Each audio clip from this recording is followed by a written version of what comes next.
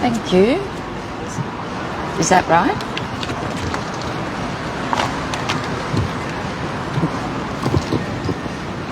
Okay. Great. Can you hear me? So I'm on the theme of the gender industry also. I wanted to talk about an article written by the journalist, Australian journalist, Bernard Lane, one of my favourites, who writes for the Substack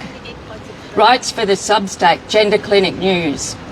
He's highlighted a little-known story of how inconvenient expert opinion was silenced in the legal campaign to free up puberty blockers for gender-confused children. As we speak, We just need to get closer because As we speak, the issue of access to puberty blockers is a continuing contentious issue here and overseas, as additional countries recognise the need for greater caution following several systematic reviews of the long-term risks these pose to the health and well-being of children and adolescents, and as the evidence of benefits is demonstrated to be remarkably weak. A Queensland review that Nerissa has already mentioned of so-called gender-affirming care is due on today. This treatment for new patients has been paused in the meantime. The federal government's review of guidelines administered by the National Health and Medical Research Council, announced in January this year, has been given 3 years to report, with no pause on puberty blockers or cross-sex hormones in the interim. In this context, Bernard Lane has reported on a statement from Diana Bryant, former Chief Justice of Australia's Family Court in the 2010s, saying she now has doubts about the landmark ruling in the case of Jamie that liberalised access to puberty blockers. In a recent article in The Australian, she stated, if I were deciding this case now and had the evidence that is now available, I certainly doubt that I would have come to the conclusion that court approval wasn't needed for puberty blockers. Things have absolutely moved on since 2013. What influenced her reconsideration are reported to be these factors: the 2024 UK CAS review, which undermines gender clinic claims of beneficial outcomes and confirms the weak evidence base of their supposedly life-saving hormonal treatments. Concerns that the natural sex hormones suppressed by blockers are essential for critical stages of cognitive development. The fact the adolescent brain's bias is towards impulsive decision-making and group belonging. The unprecedented surge in chiefly female teenage patients with the possibility of peer pressure, and the risk that a minor's rejection of birth sex may be driven by overlooked factors such as poor mental health, autism, and awkward same-sex attraction. In the Jamie case, the judges accepted an argument by, no surprises, the Australian Human Rights Commission that the risk of a child being wrongly prescribed blockers was not too serious because anonymised experts in the proceedings had asserted that the drugs were fully reversible and had no side effects. Judicial oversight of paediatric gender medicine has been required since a 1992 controversial case, with the decision in Jamie that a court's approval was no longer required. Children's Hospital gender clinics were free to roll out blockers.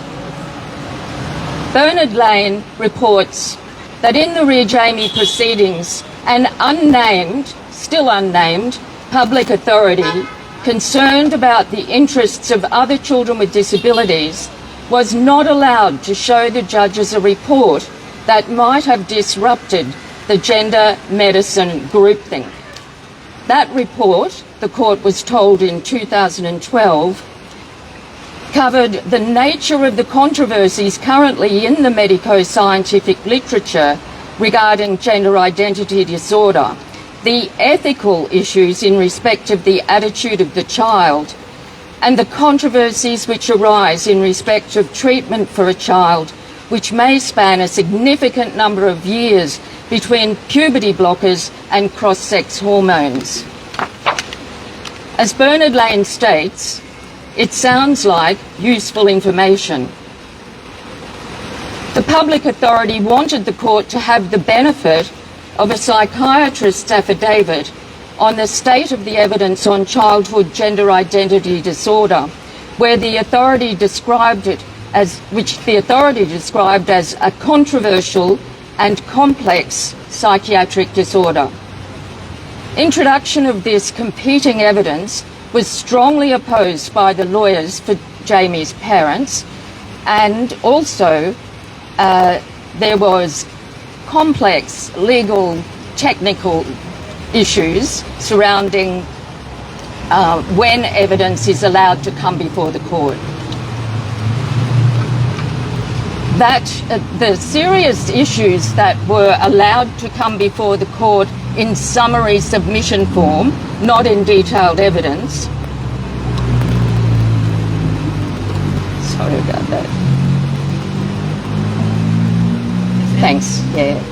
Included, the cause of the disorder is not understood, the procedures are experimental, the procedures are ethically complex and contentious, the procedures would commence or continue a gender change process, a major life-altering decision, and there are differing professional opinions as to how a child or adolescent should be treated for this disorder.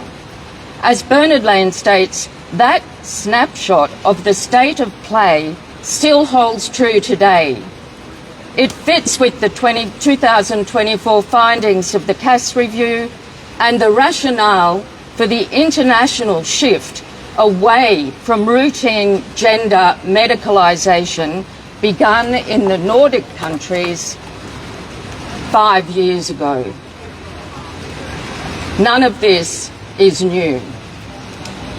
The new, more cautious approach gives priority to psychological and psychiatric treatment of the mental health disorders that are overrepresented in gender clinic caseloads. Mental and emotional disorders, not gender distress itself, are the real drivers of suicide risk in gender clinic caseloads, according to recent research based on Finland's comprehensive health registers.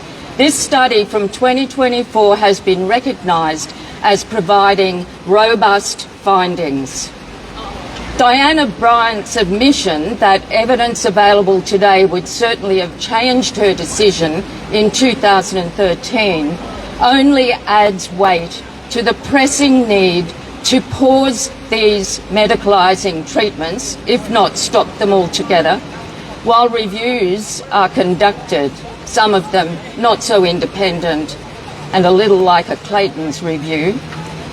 Even more rationally, Australia should acknowledge the high-quality systematic reviews of evidence from multiple countries already in existence and stop delaying and incurring unnecessary expenditure and unnecessary sacrifice and suffering, and act to adopt the cautious approach already adopted elsewhere.